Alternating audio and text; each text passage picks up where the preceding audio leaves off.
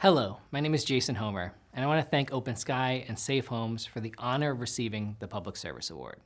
As a public servant, I feel responsible to do everything in my power to create safe spaces for all marginalized members of our community. And as a librarian for the City of Worcester, at times that task feels monumental. While it is hard for me to accept this honor when there's so much more work for me to do, it is an important reminder that visibility and authenticity can often mean more than we anticipate. As a married gay man closing out his 30s, I feel so fortunate to be here, to share this moment with all of you, because it wasn't always this easy, but it was so worth it. I had to say I wasn't gay before I even knew what that meant. I had to say I wasn't gay before I had my first crush. I had to say I wasn't gay so that no one would doubt that I wasn't gay, even though I didn't understand what that was. I did understand that the world told me being gay was bad and it was wrong. But it was the world that was wrong. There's so much beauty in our diversity, such power in our pride, and such strength in our community. Being gay is the greatest gift the universe could have given me. One of my favorite parts is having chosen family. Chosen family is something so precious and something so few outside of the LGBTQIA+ community understand. Chosen family to me means the people in my life that are centered around mutual love, trust, caring, and commitment. My chosen family is so precious to me, and I am deeply grateful for them for their ongoing support. And more than just my direct chosen family, I also mean the collective that applies to all members of the LGBTQIA+ community. Whether I see you at Pride, at an event, or simply walking down the street, know that I am here for you, and let me tell you now, I am your new gay big brother. And as your new gay big brother, let me share that it does actually get better. But I also will not lie to you. Lately, it hasn't been great. Politicians have used LGBTQIA+ rights both as leverage for funding and fear-mongering. And as a public servant, I take extreme issue with those in roles of service to the public weaponizing their position for political and personal gain.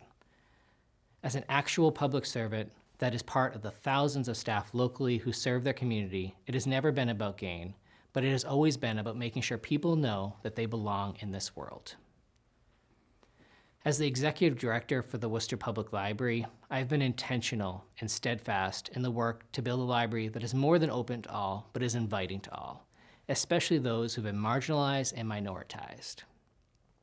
You have no doubt seen both the support and unfortunately the vitriol that comes with this work, but trust me when I say I'm just getting started. And regardless of how your neighbors and your family voted, your library will always fight to be a safe space for you.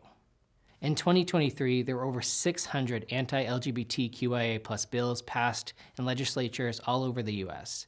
And on January 21st, the day after the inauguration, the Trevor Project's crisis services saw a 46% increase.